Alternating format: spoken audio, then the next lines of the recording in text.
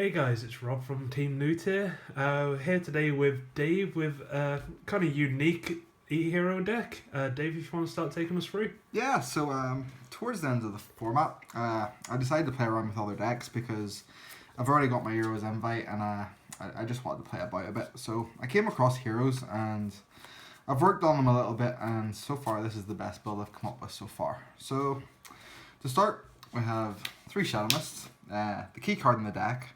If you're not playing 3, you're not playing Heroes, right? It's your main searcher. Grabs you a mass change if you special it, or grabs you a hero if you dump it to grave. To back it up, we play 3 hero Bubbleman. It's in here, just as I said, as a backup to Shadow Mist. Allows you to special it if you have no other cards in your hand for easier rank 4 access, or we play the acid in the extra deck for the mass change to clear back row. 2 Goblin basically, the only reason this card's in the deck is to special summon Shadow Mist. You basically play as many ways to special summon this card as possible, and this not only does it allow you to grab a mass change, but if you need to, it gives you a way to make a rank 4 as well.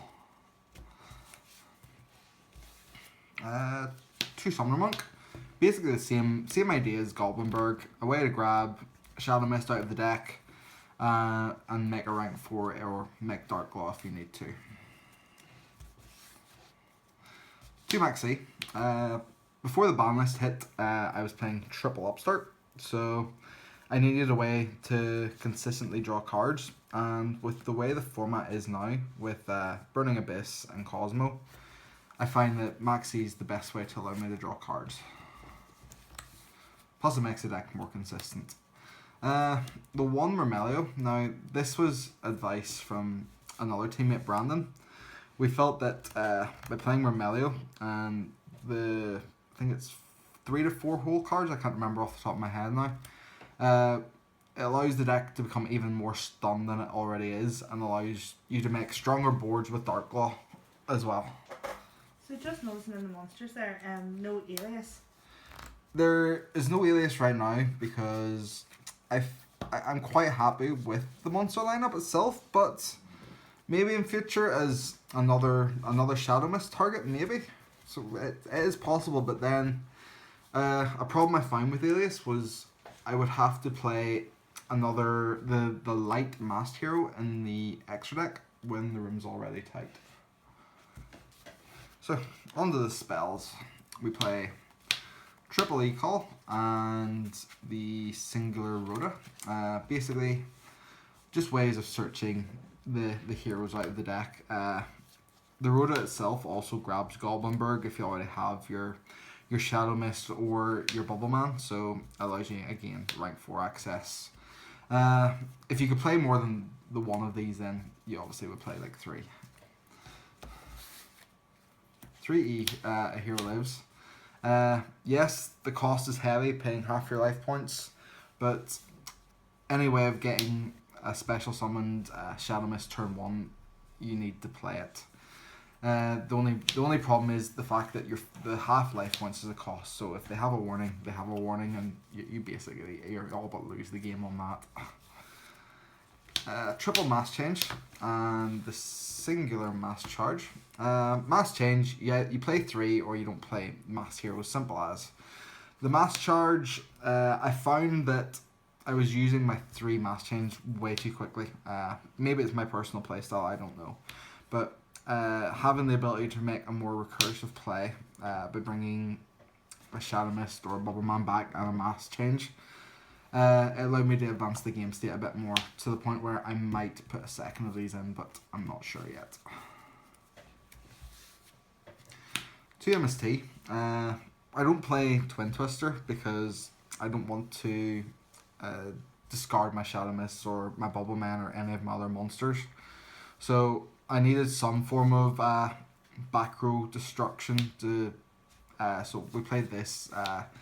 It allows me to out domain, which can be a problem for this deck, and also out the likes of Fog Blades or Solemn Strikes or Warnings. Do you feel with the 2 MST be enough, or do you feel with how spell and trap heavy the format's going, would 3 be an option? I think right now 2 in the main deck's enough, and maybe in the future we might side the 3rd, and maybe other spell and trap hit. But as of right now, I think 2's enough. But again, with testing, that could all change. Then we go to the one-offs. We play 1 Regeki, basically a board wipe. Regeki and Darklaw against most decks it's quite the strong play. 1 Soul Charge. It's basically a way to come back into the game if you're behind. Being able to bring back Shadow Mist, Bubblemen, or Summoner's Monks allows you just to come back from behind and make big boards. The 1 Instant Fusion. We only play 1 because we can only have 1 Nodin now. If I could play more than 1 Nodin, this would probably be a 2 of or 3 of. Just being able to bring back again Nodin or Bubbleman to make yourself a strong rank 4. And then the last spell is the 1 Upstart. We all know how sad we are that Upstart went to 1, but there's not much we can do about that. But playing 39 cards over 40 cards, it has to be. So on to the traps. We play 2 Call of the Haunted. By playing cards such as Shadow Mist and the Murmelio, this allows us to make plays on our opponent's turn, such as popping back row or bringing back the Shadow Mist and Emphase so we can make Darklaw. Or even if we have a Mass Chain set, we can make Darklaw on their turn. 2 Storming Mare Force. This is mainly in here just for Cosmo. I find that Cosmo is probably this deck's toughest matchup due to the fact that Dark Destroyer, Eclipser, and Forerunner can't be targeted. So I needed ways to get them off the board, and this I find is a pretty good card to do that. 1 Solemn Strike and 1 Solemn Warning. If I owned 3 of these, I still wouldn't play 3. The life point cost in this deck can be very high at times, so I found that playing 1 of each is a pretty suitable ratio. For the hole cards, we play Chaos Trap Hole, Trap Hole Nightmare, and Bottomless Trap Hole. I find with the way the format has now become, this card is getting more and more important due to the fact that it hits all 3 of the big decks right now. It hits Cosmo, hits BA, and it hits Monarchs, and basically you can set them back a turn by 1 card. Then with Bottomless and Nightmare, having these to back up a Darklaw, it makes a pretty strong board. And the last trap we play is the 1 Vanity's Emptiness. Who doesn't like playing Floodgates? Having a board of this it's really strong. And that's it for the main deck. So you mentioned your outs for the likes of Cosmo, but in your main deck, what would you feel you have much competition against the Monarch? With Monarch, other than the Chaos Trap Hole. Of course, yes. I feel that this deck has a pretty strong game 1 against Monarchs. With MSTs in to stop the main, and then with Darklaw picking cards out of their hand and preventing them from sending their spell and traps to grave, it's not a bad matchup. And then my side deck as well has a few key cards in it, so generally I feel the matchup's pretty good.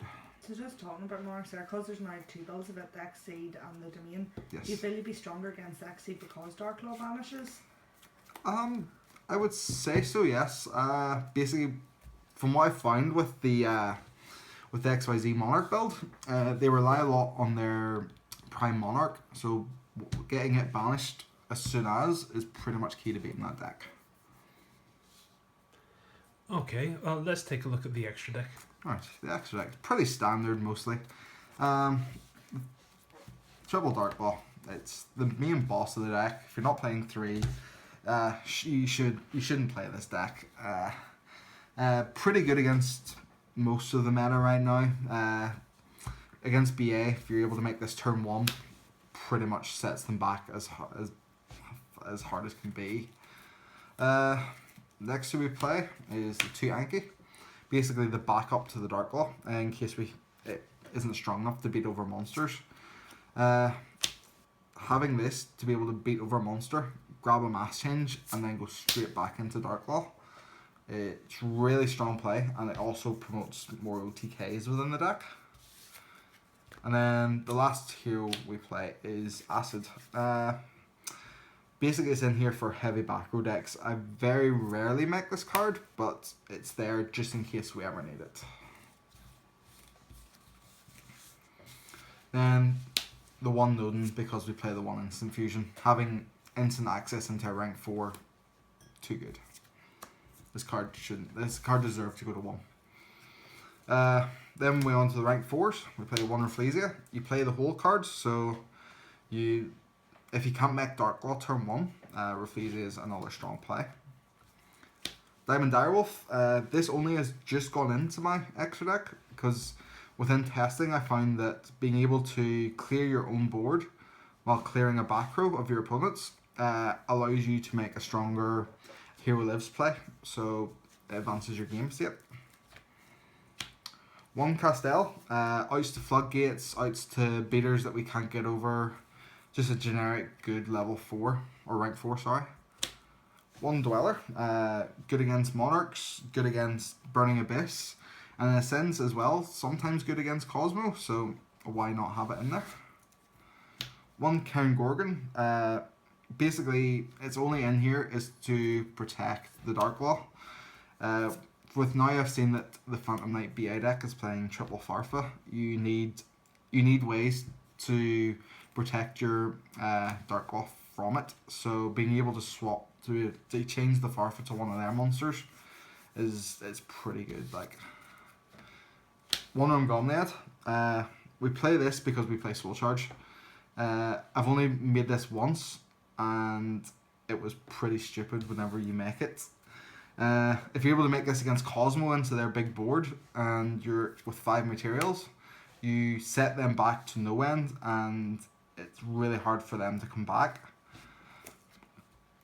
One Excalibur, in here to beat over big beaters or for OTKs when combined with the Blade Armor Ninja. So this plus this is 8k, and if you have an empty field, so having the ability to OTK in the deck is pretty good. Okay, looks good. And what about your side deck? Side deck. The side deck's mainly theory right now because I haven't really had much time to test this side deck. But again, in theory, it should work. So we have 2 Flying Sea in here for Phantom Knight BA, Standard BA, or even the Super Quantum deck, but I don't know if that's relevant now with the new ban list. I'd still have to see. 2 Effect Dealer. These come in against Monarchs, basically because the Max Cs aren't as strong against that deck. When able to hit a Monarch or a Dea with this card, puts you ahead in the game. 2 Gameciel. This can go in against basically any of the decks right now, but mainly in for Monarchs, Cosmo, and again sort of the Super Quantum deck if, as I said, if it's relevant, because this deck doesn't play that many outs to a turn. I don't think it actually plays any outs to a turn 1 Megazord, so you have to have something for that. Then we play 2 Cyber Dragon and 1 Chimeratech. This is mainly for Cosmo.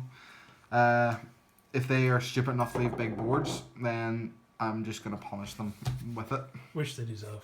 That is true. And just to sum it up even more, we play triple system down. I'm not going to lie to you, viewers, I hate the Cosmo deck. I think it's the most degenerate deck in the game right now. So why not play as many cards as you can to disrupt it? Do you ever find though playing that many side deck cards just for one deck would clog it up? I have found that at times, so depending on whether I'm going first or second will depend on what I put in out of these 6 cards. And then the last cards we play are basically what wins you the Monarch matchup every game. The 3 Massacre Strict. This card's stupidly good in that matchup. I don't think I've lost yet playing against Monarchs when I've found this and Dark Law turn 1. Okay, it's a good side deck. Now, is there anything that you would like to try out in the deck, or any cards in future sets which you'd be looking for?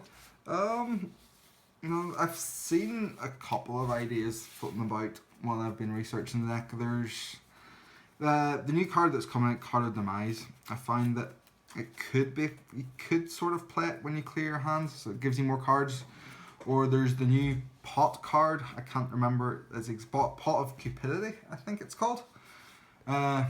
Basically, any way of just making the deck more consistent, I find is basically what's needed, and just again more ways of protecting the Dark Law. So do you think their Shining Victories is just around the corner, and I believe Rippling's in the deck in Shining Rippling Mirror Victories? Force, yes.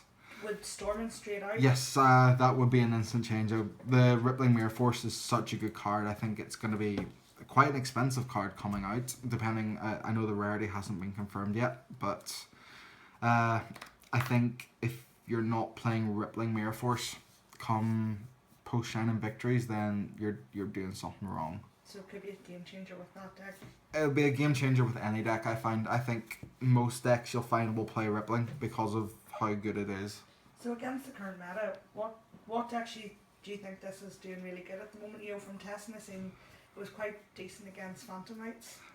Yeah, from testing, I find the Phantom Knight matchup it's if you're able to go first and make up the Dark Law with a 1 or 2 back row set, you really shouldn't be losing that game if you can protect it from like Brick Sword or stop them making a Virgil or Beatrice.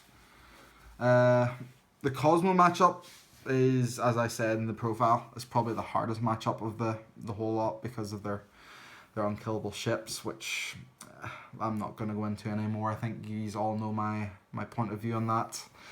Monarchs, again, it depends on how them basically depends on the dice roll. If they're able to go first and set up domain play, and I don't open my out to it, then I'm going to have a hard time of outing it. Well, if I go first and set up Dark Law, I should win that game.